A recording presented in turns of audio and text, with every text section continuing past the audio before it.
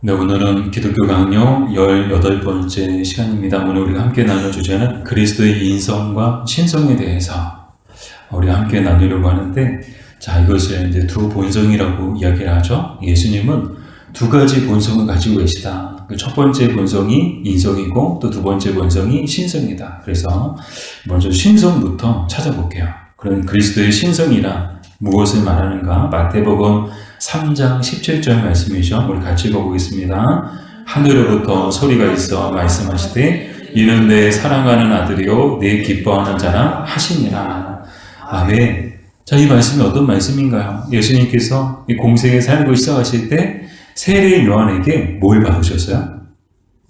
세례를 받으셨어요. 그 세례를 받으시고 그때 당시에는 이제 침례죠. 물속에 완전히 들어갔다 나오시는 그런 침례를 받으셨는데, 물 위에서 나오실 때, 이 물에서 나오실 때 어떤 현상이 나타났죠? 하늘이 열리고 성령이 비둘기같이 임하고, 그리고 하늘로부터 음성을 들린 거예요. 누구의 음성이 들었어요? 하나님의 음성이 들린 거예요. 누구에게로? 예수님에게로. 그러면서 예수님께 향하여 뭐라고 말씀하시나요? 이는 내 사랑하는 아들이요 내 기뻐하는 자다. 자, 이 예수님에 대해서 주신 말씀인데, 이 하나님이 예수님을 뭐라고 말씀하고 계세요? 내 사랑하는 아들이다. 자, 이 하나님은 누구신가요? 이 하나님은 신이시죠. 우리는 누굴까요? 우리 어떤 존재일까요? 우리는 피조물이에요. 우리는 신이 아니에요. 오직 하나님만이 유일하신 신이신 줄 믿습니다. 세상에 다른 신은 없어요. 자기가 신이라고 말하는 사람들이 있어요. 아니요. 신은 오직 한 분밖에 없어요.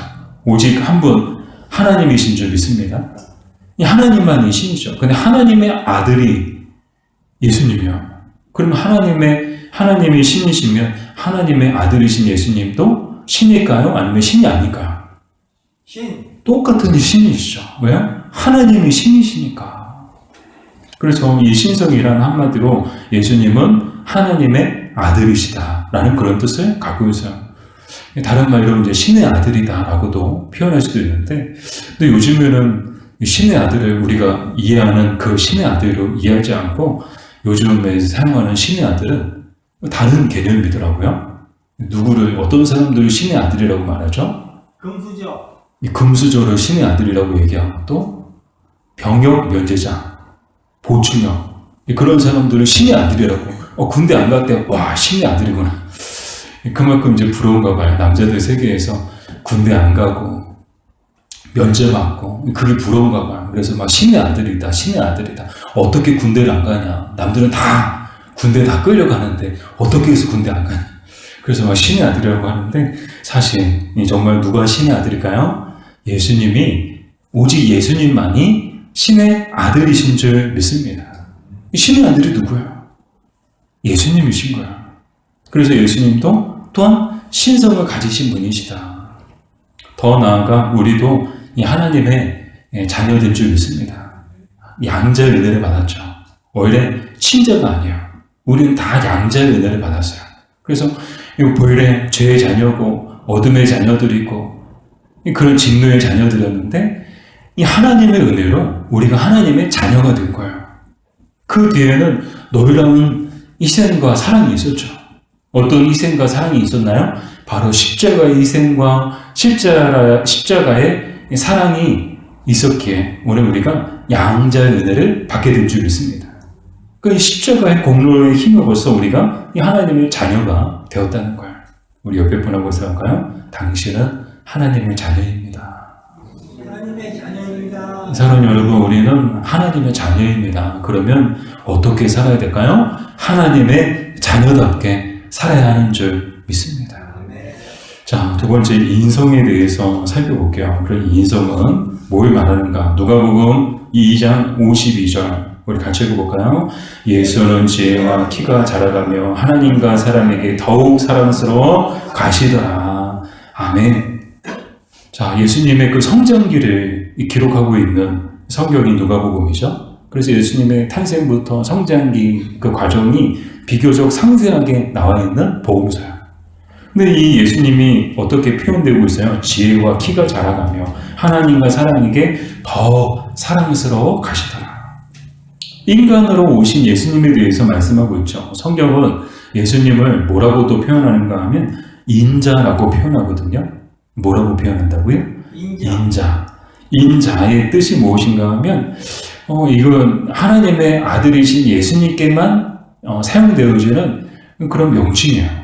이 인자가 뜻하고 있는 것은 뭔가 하면요, 바로 구약의 수많은 선지자들이 예언하고 또 하나님이 이 선지자들을 통해서 약속하셨던 메시아를 일컬어서 인자라고 이야기를 하거든요. 즉 예수님을 인자라고 했다는 것은 뭘 말하는 거예요? 바로 구약에 예언되어진 메시아가 누구라는 거예요? 예수님이시라는 거예요.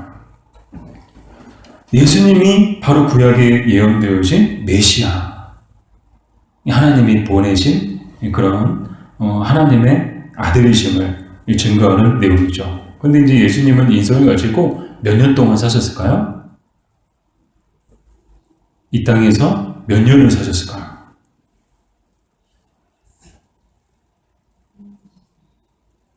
몇 년을 사셨을까요? 33년을 사셨어요. 33년을 사셨어요.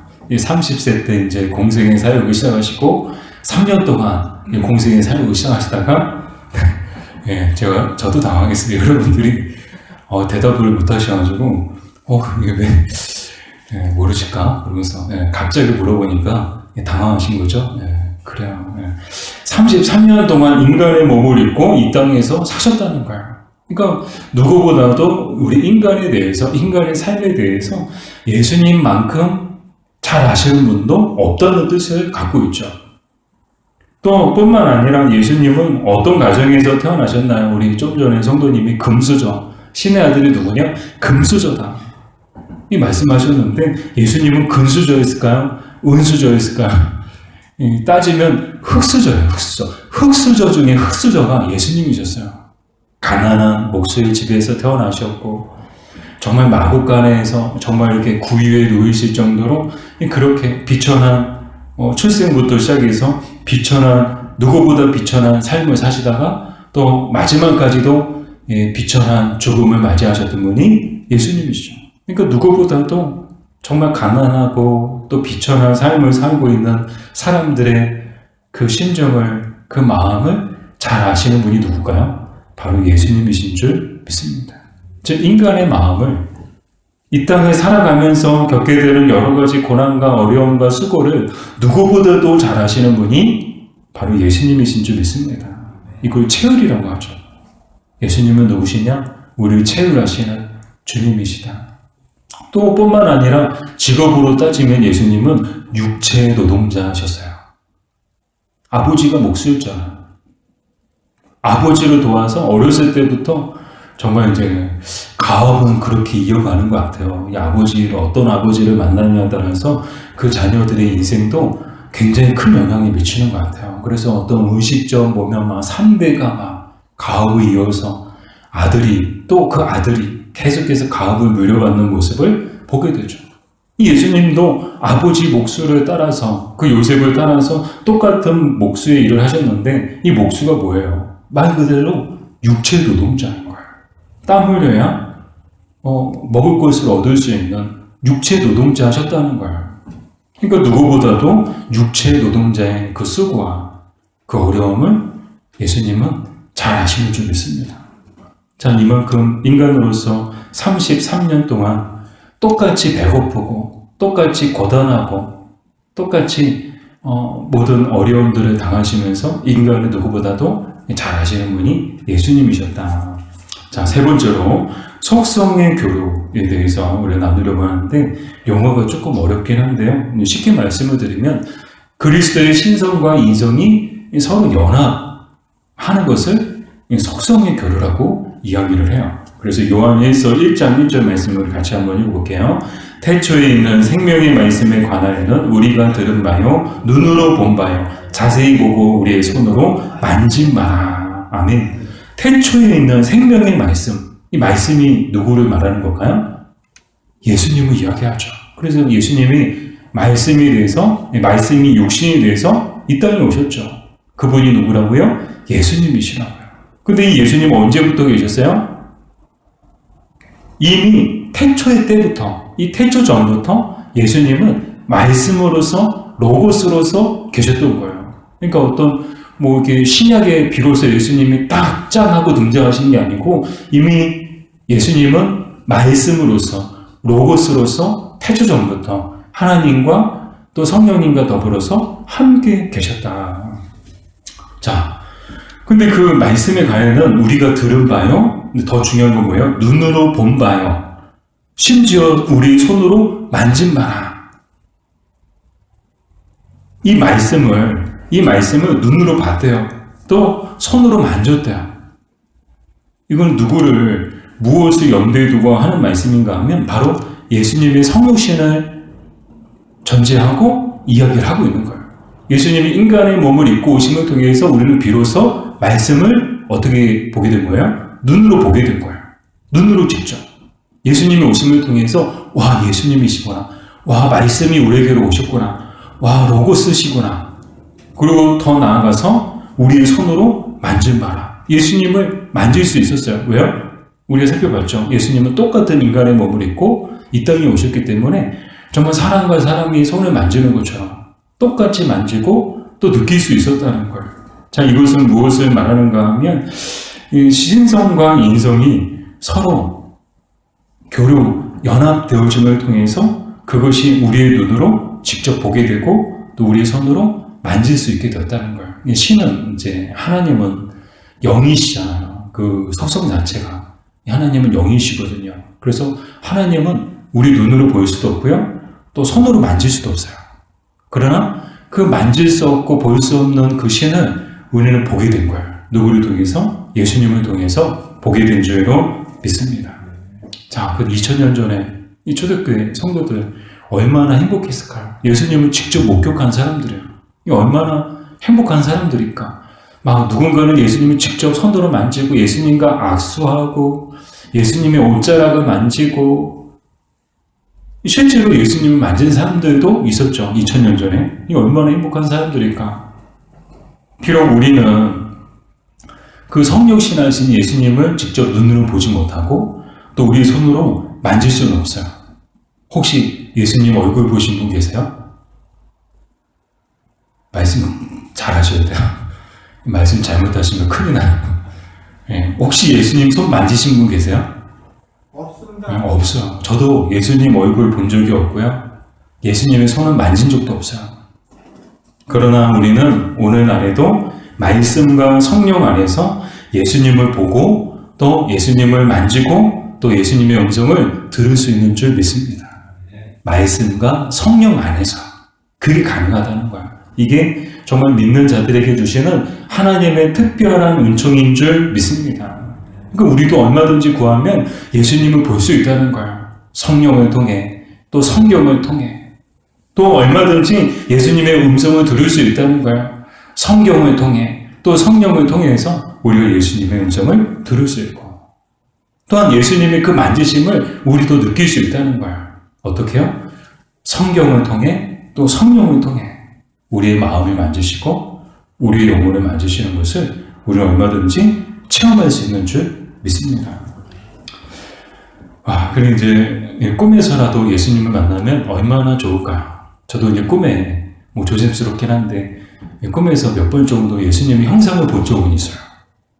제 뒤에 예수님이 하얀 옷을 입고 계시고 얼굴은 안 보여요. 근데 예수님의 형체는 보여요. 예수님이 하얀 옷을 입으시고 위에 계시고 제 뒤에 계시고 저는 앞에서 사람들한테 뭘 나눠주는 이렇게 뭔지 잘 기억은 안 나요. 어렸을 때 꿨던 꿈이니까 잘 기억은 나지 않는데 사람들 앞에서 교회 앞에 교회였어요. 제가 성장했던 모 교회였거든요. 그 교회 앞에서 성도들에게 사람들에게 뭘 나눠주는 그런 꿈을 꿨던 그런 기억이 있거든요.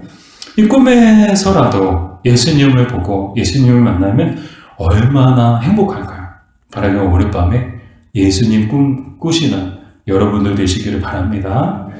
그리고 이 꿈은 예수님이 재림하실 때 반드시 성취될 줄로 믿습니다. 우리에게도 희망이 있다는 거예요. 우리도 우리 눈으로 예수님을 만나게 된다는 거예요. 2000년 전에 이 초대교회 성도들이 예수님을 실제 눈으로 보고 손으로 맞았던 것처럼 우리도 언젠가 예수님 앞에 나아갈 때 정말 우리가 그토록 사랑하고 그토록 우리를 사랑해 주셨던 예수님을 눈과 눈으로 마주하게 될 줄로 믿습니다. 또 그 예수님의 품에 안기게 될 줄로 믿습니다. 자, 두 번째로 그리스도의 두 본성에 대한 이단들이 있는데 그 이단들에 대해서 좀 살펴볼게요. 먼저 신성을 부인하는 이단들은 어떤 이단들이 있는가? 에비온파와 아리안주의가 있는데 에비온파는 어떤 사람들인가 하면 예수님의 동정녀 탄생을 부인하는 사람들이에요. 그리고 이 하나님의 능력이 예수님이 세를 받으실 때 딱 임했다가 예수님이 세상 떠나실 때 딱 떠나셨다는 거예요. 그러니까 예수님을 그냥 철저하게 그냥 인간으로서 그냥 피조물로서만 딱 제한시켜 버리는 거예요. 그래서 예수님의 신성을 부정하는 거죠. 또 아리안주의는 어떤 사람들인가 하면 이 한마디로 이 아리안주의자들이 하는 그 이야기는 뭔가 하면요, 예수님이 피조물들 중에서 가장 뛰어난 피조물이긴 한데 온전한 하나님은 아니시다. 그러니까 인성은 인정하지만 신성은 부정하는 거예요. 그리고 다만 이제 피조물들 중에서 가장 뛰어난 피조물이다. 그리고 유사한 신적 존재다. 신은 아닌데 유사한 신적 존재다. 무슨 유사의 휘바이도 아니고 유사한 신적 존재다. 그러니까 애매모호하게 이야기를 하죠. 근데 이 역시도 이 잘못 들었음을 우리는 빌립보서 2장 6절 말씀을 통해서 우리는 확인할 수 있습니다. 빌립보서 2장 6절 말씀을 같이 읽겠습니다. 그는 근본 하나님의 본체시나 하나님과 동등됨을 취할 것으로 여기지 아니하시고. 아멘. 이 예수님에 대해서 뭐라고 성경을 증언하고 있나요? 하나님과 본체시라는 거예요. 하나님과 동등한 분이시라는 거예요. 그러니까 앞에서도 처음에 우리가 나눴던 것처럼 하나님이 신이시니까 하나님의 아들이신 예수님도 똑같은 신성을 갖고 계시는 거예요. 이것을 통해서 이 에비온파와 아리안주의자들의 주장이 잘못되었으면 우리는 성경적으로 반박할 수 있는 거죠. 자, 두 번째, 인성을 부인하는 이단들이 있는데 이 가연설 그리고 아폴리나리우스주의와 같은 그런 이단들이 있는데요. 이 가연설은 영지주의자들이 대표적인데 이들은 한마디로 뭘 얘기하는가 하면 예수님은 유령 같은 존재라는 거예요. 그러니까 무슨 뭐 이렇게 실제 인간의 몸을 입고 오신 게 아니고 그냥 환상을 보는 것처럼 뭐 환각 상태에서 뭐 사람의 그런 어떤 뭐 이렇게 실체가 없는 그런 이미지만 보는 것처럼 예수님이 실제 존재하셨던 것은 아니고 그냥 뭐 어떤 환각 상태에서 그 유령처럼 계셨다. 그것을 이야기하고 있거든요. 네, 우리는 이것에 대해서 절대 동의하지 않죠. 자, 이렇게 가연설은 이런 것들을 주장하고 아폴리나리우스주의자들은 이 비슷해요. 똑같이 비슷하죠. 인성을 부인해요. 그러니까 신성을 인정하는데 예수님이 하나님의 아들이시니까 신성을 갖고 계시다. 그러나 인성을 갖고 계시는 그런 인간으로 오신 예수님은 아니시다. 자, 그렇게 정리하고 이것에 대한 이제 반박 성경이죠. 요한복음 1장 14절 말씀을 우리 같이 한번 읽어볼게요. 말씀이 육신이 되어 우리 가운데 거하심에 우리가 그의 영광을 보니 아버지의 독생자의 영광이요 은혜와 진리가 충만하더라. 아멘. 자, 이 말씀이 우리에게 주는 교훈이 뭐예요? 예수님은 완전한 인간의 몸으로 오셨다는 것을 우리에게 말하고 있죠. 말씀이 육신이 되어 즉 인간의 그 육신을 그대로 입고 오셨다는 거예요. 그러니까 온전한 인간으로서 또 완전한 인간으로서 33년 동안 이 땅에 사시다가 이 하나님 우편으로 가셨죠. 자, 그래서 이 인성을 부인하는 이단들의 주장도 잘못되었음을 우리는 확인할 수 있고요. 통일성을 부인하는 이단들도 있는데 네스토리우스, 유티케스, 세르베투스와 같은 그런 이단들이 있습니다. 이 이단들의 특징은 뭔가 하면 두 본성이 뭐 분리 되고 또 두 본성이 뭐 혼합되어지고 이상한 얘기들을 좀 어려운 이야기들을 하고 있거든요. 그래서 제가 이제 좀 어려워서 이제 설명드리기가 좀 어렵긴 한데 그냥 이렇게 정리하고 넘어간다면 이 역시도 이 그리스도의 신성과 인성이 연합되어지는 것을 인정하지 않고 이상한 소리를 하는 거예요. 그러니까 분리된 것이다. 뭐 두 인성과 두 인격을 갖고 계시다. 뭐 이렇게 좀 어려운 이야기들인데 뭐 신성이 인성을 흡수해서 제3의 성이 나타났다. 좀 그런 어려운 내용들인데 이렇게 결과적으로는 통일성을 부인하는 이단들이 있음을 우리가 살펴보게 되죠. 자, 이 이단들을 살펴보는 이유가 있어요. 좀 어렵긴 했지만 이 기독교 역사 가운데 있었던 이단들이거든요. 근데 오늘날에도 수많은 사람들이 예수님을 부인하고 있다는 것을 우리는 알고 있죠. 오늘날에도 얼마나 많은 사람들이 그리스도에 대해서 잘못 알고 있고요. 또 그리스도에 대해서 부인하고 있고요. 그런 시대 속에 우리는 살고 있죠.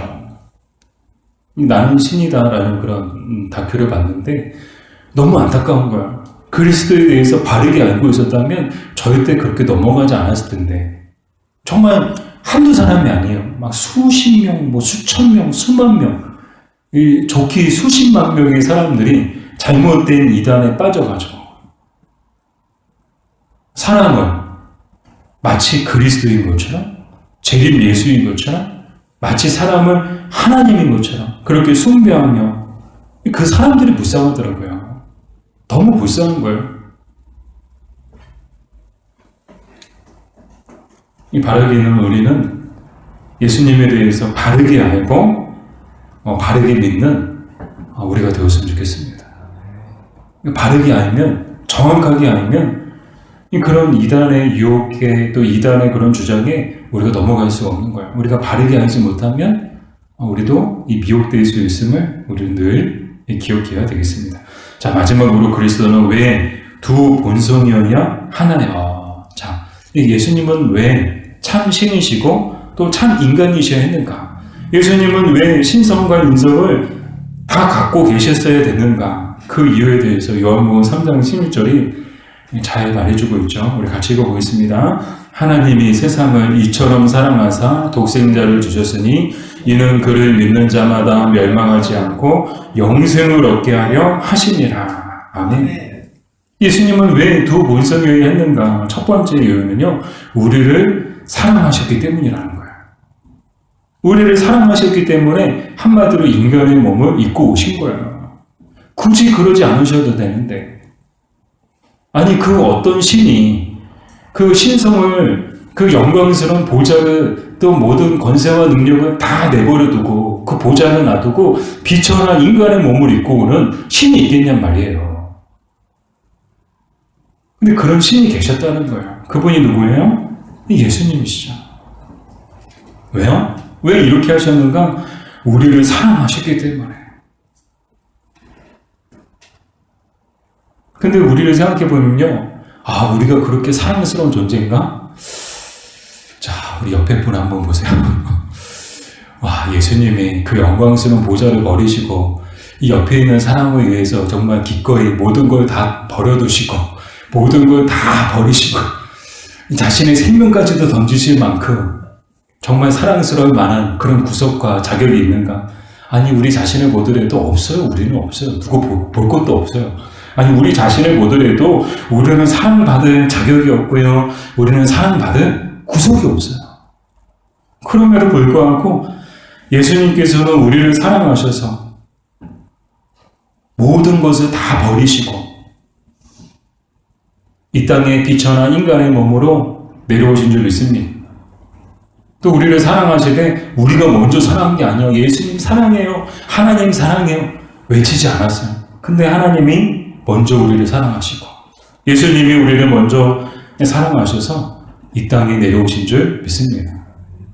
또한 우리를 사랑하시되 얼만큼 사랑하셨는가? 자신의 전부를 내어주실 정도로 기꺼이 자신의 생명마저도 단 하나뿐인, 단 한 번뿐인 인생을 기꺼이 내어주실 정도로 저 여러분을 사랑하신 줄 믿습니다.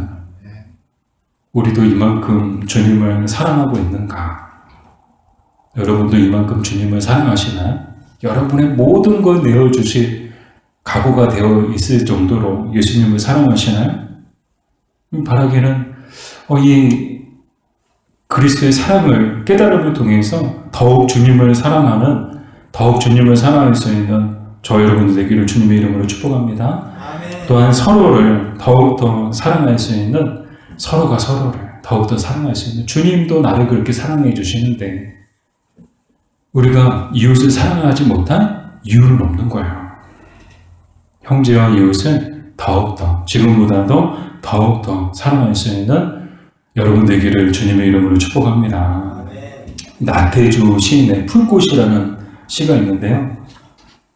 자세히 보아야 예쁘다. 오래 보아야 사랑스럽다. 너도 그렇다. 이 짧은 시가 굉장히 긴 여운이 있더라고요. 근데 이 짧은 시를 누군가 이제 이렇게 좀 바꿔서 이렇게 표현해서 이제 시를 쓰신 분이 있는데, 보니까 그 제목이 딸 놈이에요. 딸 놈. 제가 이렇게 그 시 내용을 불러드릴게요. 멀리 보아야 예쁘다. 잠깐 보아야 사랑스럽다. 너도 그렇다. 딸한테 하는 얘기 같아요. 여러분, 그런 것 같아요. 이 사람과 이 나태주 시인의 얘기를 들었거든요. 이 풀꽃이라는 시가 어떻게 나왔는가. 교직 생활 하실 때 이게 학생들 중에 안 예쁜 애들도 있대요. 솔직히 안 예쁜 애들도 있대요. 전혀 사랑스럽지 않은 아이도 있대요. 근데 자세히 보니까 예쁘고 또 오래 보니까 사랑스러워지더래요. 그래서 이 시가 나왔다는 거예요. 이 시에 그 담겨져 있는 시인의 그 메시지가 그거더라고요. 그리고 사람과 사람의 관계도 그런 것 같아요. 안 예쁘죠. 처음부터 예쁜 사람이 있긴 있는가 하면 정말 예쁘지 않은 사람도 있고요. 정말 사랑도 안 가고 정도 안 가고 막 그런 사람들이 있어요. 그때 우리는 어떻게 될까요? 자세히 보고 오래 보아야 하는 점이 있습니다. 옆에 분한테 우리 인사했으면 좋겠습니다. 우리 이렇게 인사했으면 좋겠습니다. 이렇게 인사했으면 좋겠습니다. 자세히 보세요. 자세히 보세요, 장로님. 오래 보세요. 오래 보세요. 예뻐지고 사랑스러워 보일 겁니다. 자, 이 두 번째로 그리스도는 왜 두 본성이어야 하는가? 영생을 얻게 하시기 위해서 두 본성을 취하셨다는 거예요. 예수님이 인간의 몸을 입고 이 땅에 오신 이유가 뭐예요? 우리로 하여금 영생을 주시기 위해서, 우리를 살리기 위해서. 영원한 생명이 아니면 우리 영원한 죽음을 맞이할 수밖에 없거든요. 이 영원한 죽음을 맞이할 수밖에 없는 우리를 살리시기 위해서 예수님께서 당신을 버리신 거예요. 인간의 몸을 입고 이 땅에 오신 거예요. 즉 우리를 살리기 위해서 예수님은 인간의 인성을 취하셨다는 거예요.